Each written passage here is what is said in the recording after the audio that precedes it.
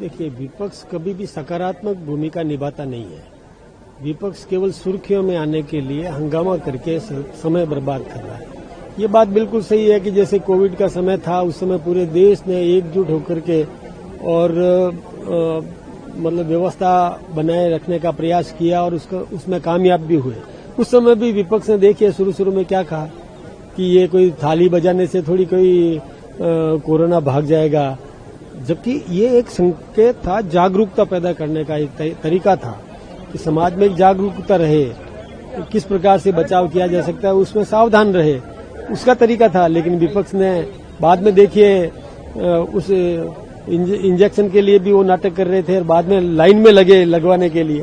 तो विपक्ष को बाद में समझ में आता है, देरी से समझ में आता है। इस समय दुनिया में, एशिया में जो कुछ भी संघर्ष की स्थिति बनी है और उस समय सकारात्मक भूमिका निभाना चाहिए, साथ में बैठ के चर्चा करना चाहिए, किस प्रकार से कोई इस पर समाधान किया जा सके। टेबल पर बैठ करके उसका समाधान संभव है, युद्ध उसका समाधान नहीं है। सर, राहुल गांधी का तो कहना है कि प्रधानमंत्री जी ने 25 मिनट में अपनी बात रखी, लेकिन वो कह रहे हैं कि मैं गारंटी देता हूं कि वो डिस्कशन नहीं करेंगे, डिबेट नहीं करेंगे इस मुद्दे पर, क्योंकि वो कॉम्प्रोमाइज है। देखिए, वो कॉम्प्रोमाइज नहीं है। मैं एक बात बताऊं आपको, राहुल गांधी जी बीएससी के मेंबर हैं, उनको ये बीएससी में विषय रखना चाहिए था। बिजनेस एडवाइजरी कमेटी में विषय तय होते हैं, उसमें विषय रखते, वहां तो रखते नहीं है। केवल सुर्खियों में आने के लिए या डिबेट की बात करते हैं। डिबेट की जनता के बीच में करना चाहते हैं क्या?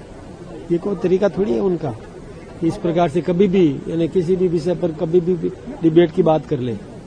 कभी रखे, बीएससी में रखते हैं वो, तो उसमें कुछ निर्णय होता है।